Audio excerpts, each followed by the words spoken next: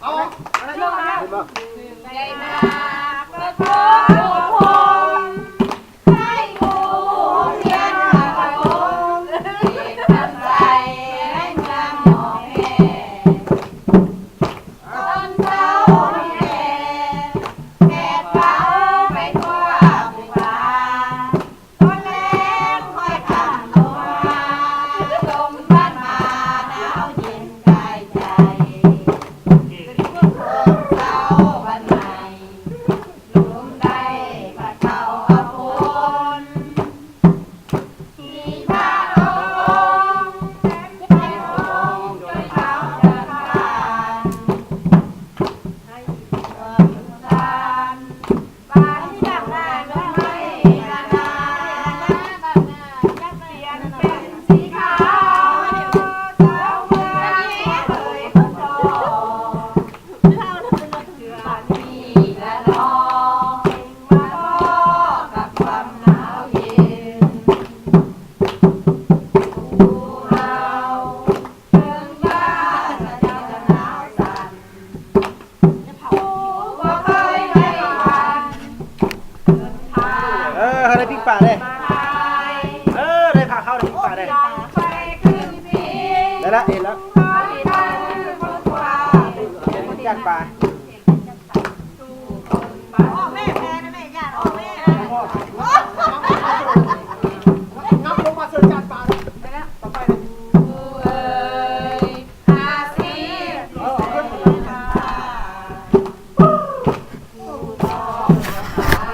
นี่ซะง่ายนะ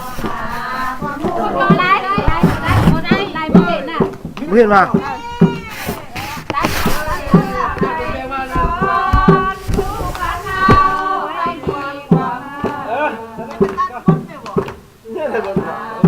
บอกได้เลยเนาะ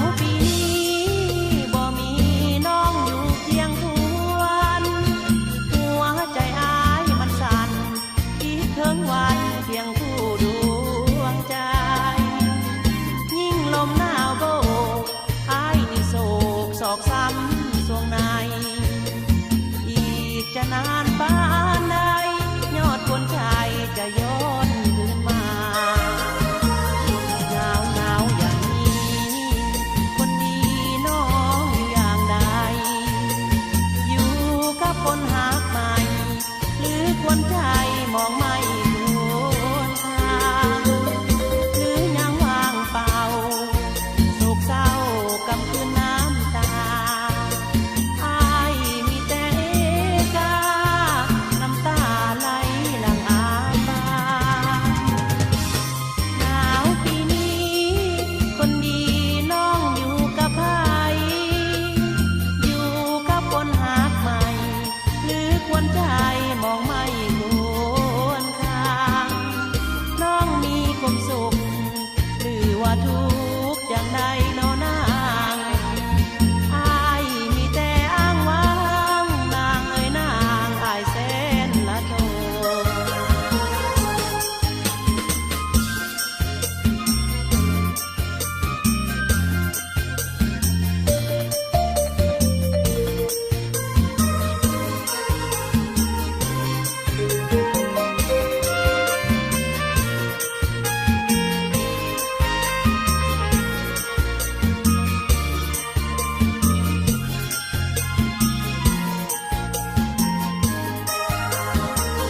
หนาวหนาวอย่างนี้คนดีน้องอย่างใดอยู่กับคนหาใหม่หรือคนใจมองไม่ควรค่าหรือยังว่างเปล่าโศกเศร้ากำคืนน้ำตาอ้ายมีแต่กาน้ำตาไหลหลั่งอาปาน หนาวปีนี้คนดีน้องอยู่กับไผอยู่กับคนหาใหม่หรือควรใจมองไม่ควรค่าน้องมีความสุขหรือว่าทุกข์อย่างใดน้อนางอ้ายมีแต่อ้างว้างนางเอ้ยนางอ้ายแสนละโท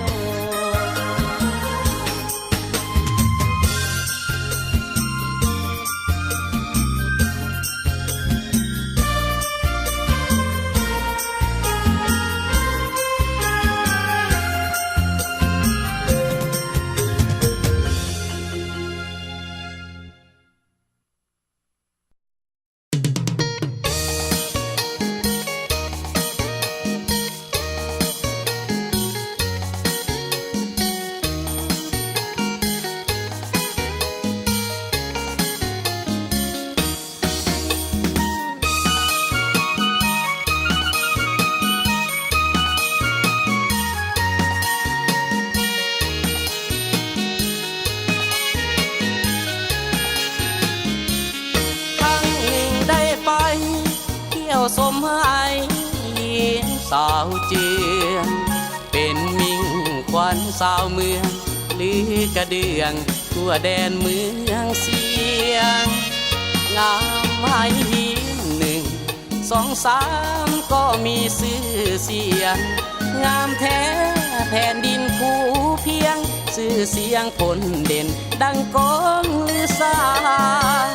เที่ยวสมทำปิวไปสมวิวน้ำอุ่นชื่นใจสายน้ำอุ่นสดใสดังน้ำใจสาวพวนมีมาเที่ยวสมตาดลาหอกลางทิวทัศน์งามตาห่างไกลใจเสน่หาหวังหมายมาปลายแจวนอลันงามผู้เสือผู้หวดและผู้จองวองงามเมืองวังเวียงทองงามใจน้องน้อยอ่อนแพงขวัญยังบ่ลืมกินดอกจองดอกคายดอกมันยามนอนฝันเห็นแก้มจันทร์หอมกลิ่นนั้นดังแก้มขวัญแค่นั่งจอมผู้แค่งามแท้เลี้ยวสุดสายตาเห็นแล้วบ่อยากจากลาเมืองคุณนี่นาดังฟ้าปันแต่โอสีบ้านทุ่มใจลุ่มหลงไม้หักแก้มแดงบุญมีสิมาขอแต่ได้แม่ควันแทนเที่ ยวสมเมืองเสียง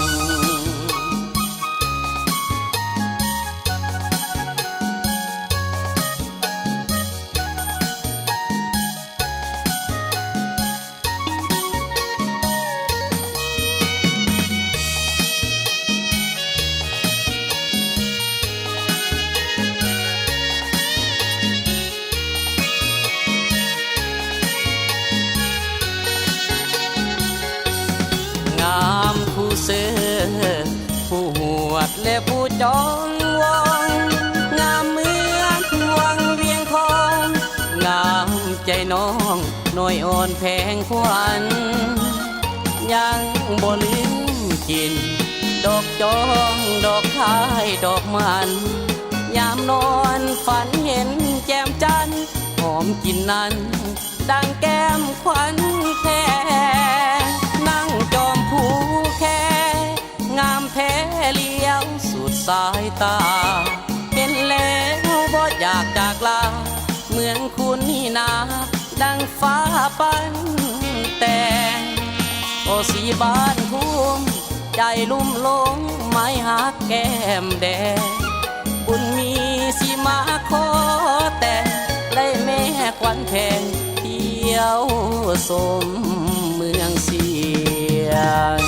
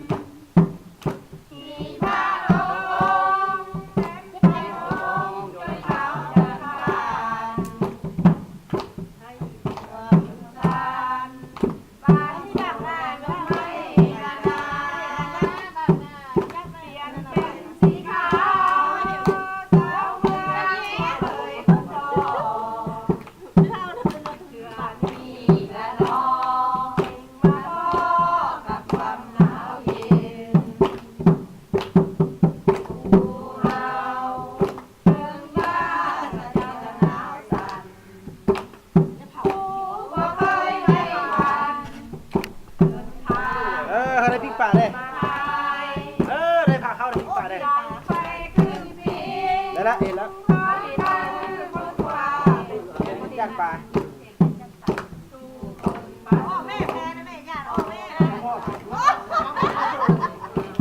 น้องลงมาเสิร์ฟจานปลาไปแล้วต่อไป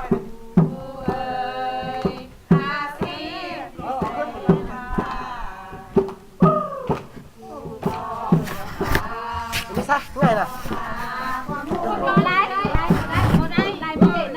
เพื่อนมา